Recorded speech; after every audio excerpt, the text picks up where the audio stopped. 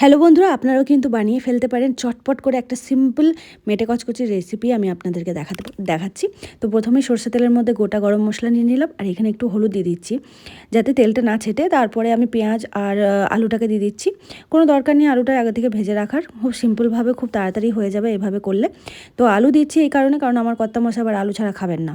যাই হোক, তারপরে কিন্তু আমি মেটে কচকচিটা ধুয়ে রেখেছিলাম ওটা দিলাম, আর টমেটো কুচি করে রেখেছিলাম সেটা দিলাম, আর একটু আদা রসুন বেটে রেখেছিলাম সেটাও আমি ওর মধ্যে দিয়ে দিচ্ছি। সব মশলাগুলোই কিন্তু আমি একে একে অ্যাড করে নেবো। কাঁচা লঙ্কা, চেরা কাঁচা লঙ্কা দিলাম।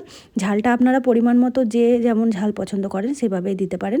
আর এখানে হলুদ দিয়ে নিলাম আন্দাজ মতো। আর এখানে দিচ্ছি বাতাসা দুটো, কারণ আমি চিনি ইউজ করি না, বাড়িতে একদম চিনি অ্যালাউ নেই, তার জন্য আমি বাতাসা দিলাম। আর একটু জিরে গুঁড়ো দিলাম, আর রেড চিলি পাউডার দিচ্ছি একটু রঙটা হওয়ার জন্য।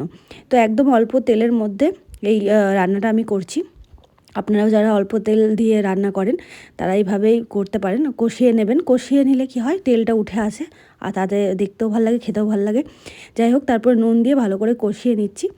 এই দেখুন, এইভাবে কষিয়ে নিতে হবে। তারপর ঢাকা দিয়ে আমি কিছুক্ষণ রেখে দিচ্ছি।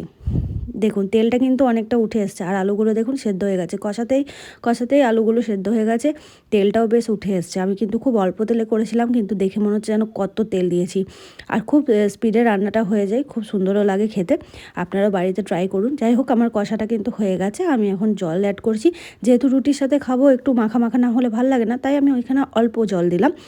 আপনারা যেমন খাবেন সেভাবে জলটা দেবেন। তারপর ঢাকা দিয়ে কিছুক্ষণ হতে দিলাম। দেখুন আমাদের মেটে কচকচি একদম রেডি হয়ে গেছে। আমি ধনেপাতা দিয়ে এটাকে ভালো করে নাড়াচাড়া করে নামিয়ে নেব, সার্ভ করে দেবো।